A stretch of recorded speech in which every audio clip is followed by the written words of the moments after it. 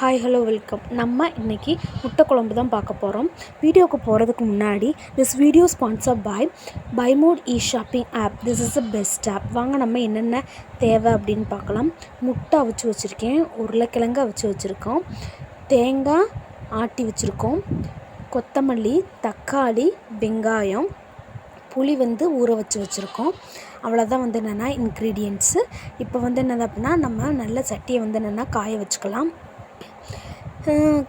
காஞ்சதும் எண்ணெய் என்னது அப்படின்னா மீடியம் கொஞ்சம் தேவையான அளவு என்னது அப்படின்னா ஊற்றிட்டு எண்ணெய் நல்லா காயட்டும். காஞ்சதுக்கப்புறம் நம்ம பட்டை, சோம்பு இதெல்லாம் எடுத்து வச்சுருக்கோம். அதை போட்டுட்டு கருவேப்பிலை எல்லாம் நல்லா வதக்கி விட்டுட்டு நல்ல சோம்பு பொரிஞ்சதும் வெங்காயத்தை போட்டு நல்லா வதக்கட்டும்.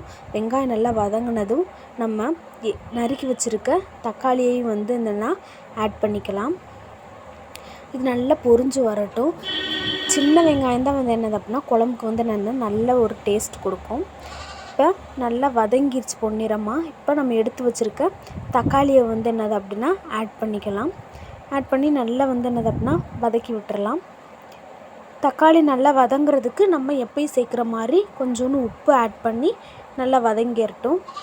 நல்லா என்னது அப்படின்னா அதோட தோல் பிரிஞ்சு வர்ற அளவுக்கு நம்ம எண்ணெய் ஊற்றிருக்கோம்ல, அந்த இது என்னது அப்படின்னா வெளியே நல்லா மிதந்துச்சு அப்படின்னா நல்லா வதங்கிருச்சு அப்படின்னு அர்த்தம்.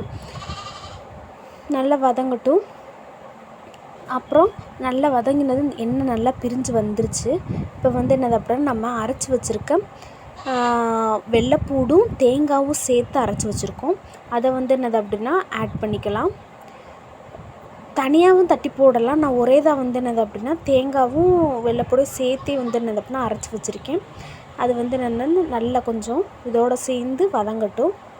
இப்போ நம்ம புளி கரைச்சி வச்சுருக்கோம். ஒரு நெல்லிக்காய் சைஸ் அளவு எடுத்து புளியை கரைச்சி வச்சுருக்கேன். அதை என்னது அப்படின்னா இதில் ஊற்றி இதோடு சேர்ந்து நம்ம மிக்ஸ் பண்ணிக்கலாம். புளியும் சேர்ந்து நல்லா இது பண்ணோன்னே நம்ம வீட்டு மிளகாப்பொடி எடுத்து வச்சுருக்கோம். அது என்னது அப்படின்னா ஒரு 3 ஸ்பூன் என்னென்னா ஆட் பண்ணிக்கலாம். அவங்கவுங்க காரத்துக்கு ஏற்ற மாதிரி நம்ம ஆட் பண்ணிக்கலாம். எங்களுக்கு என்னது அப்படின்னா நான் 3 ஸ்பூன் மட்டும் ஆட் பண்ணியிருக்கேன். ஆட் பண்ணி நல்லா என்னது அப்படின்னா தேவையான அளவு, இப்போ ஒருத்தவங்களுக்கு தண்ணியாக வேணுமா குழம்பு, இல்லை அப்படின்னா நல்லா திக்காக வரணும் அப்படின்னா அவங்க என்னென்னா அதுக்கேற்ற மாதிரி என்னென்னா தண்ணி ஊற்றிக்கலாம். நான் 1 கப்பு என்னது அப்படின்னா தண்ணி ஊற்றி நல்லா என்னது அப்படின்னா கொதிக்க விடுறேன். அந்த இது என்னது அப்படின்னா எல்லா இன்க்ரீடியன்ட்ஸும் என்னென்னா நல்லா மிக்ஸ் ஆகி கொதிக்கட்டும். கொதித்து முடித்த உடனே இது நான் எடுத்து வச்சுருக்க கொத்தமல்லியை என்னது அப்படின்னா அதோடு நம்ம ஆட் பண்ணிக்கலாம்.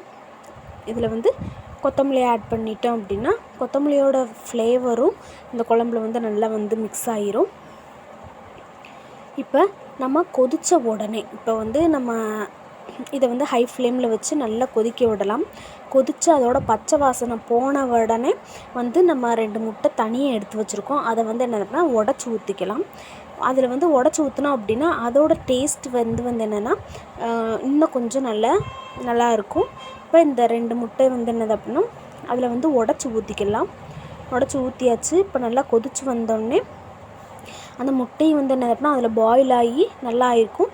இப்போ நறுக்கி வச்சுருக்க என்னென்னா முட்டையை இப்படி ஸ்லைடில் நல்லா கீறிட்டு உள்ளே போட்டோம் அப்படின்னா அந்த குழம்போட ஃப்ளேவர் அந்த முட்டைக்குள்ளே வெறுதை நம்ம சாப்பிட்ற மாதிரி இல்லாமல் அந்த குழம்பும் சேர்ந்து அதோட ஆட் ஆகி நல்லா என்னதுன்னா டேஸ்ட்டாக இருக்கும். இப்போ நறுக்கி வச்சுருக்க உருளைக்கிழங்கை என்னது அப்படின்னா நம்ம ஆட் பண்ணி நல்லா என்னது அப்படின்னா கொதிக்க விடுவோம்.